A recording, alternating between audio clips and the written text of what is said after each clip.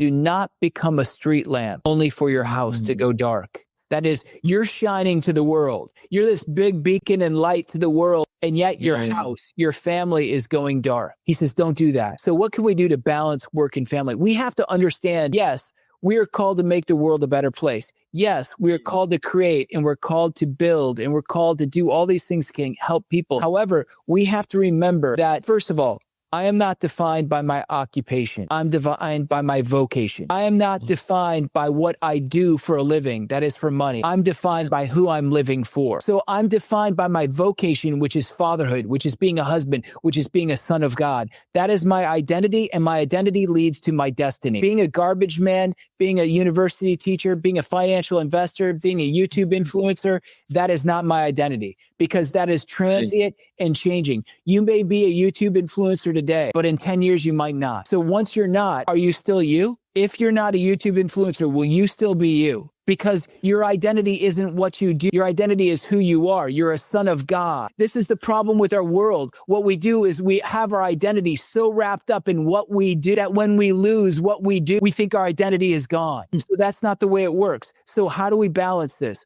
First, we have to understand that we are not identified by our occupation, but we are identified by our vocation. We are called to be fathers and husbands and sons of God, and we have to work on that. Second thing is this, is that my occupation is at the service of my vocation, not the other way around. My work is at the service of my family. So my work is fundraising for the ministry of my family. When I have lost touch with the fact that my family is my primary ministry, that it is my job to lead my wife and my children to heaven, and I am to sacrifice my life for that, if I get it inverted and I think that my ministry is for all these other people out here, and then my family's second, I've screwed it all up. It's all messed up. It's bass backwards. How do we balance it?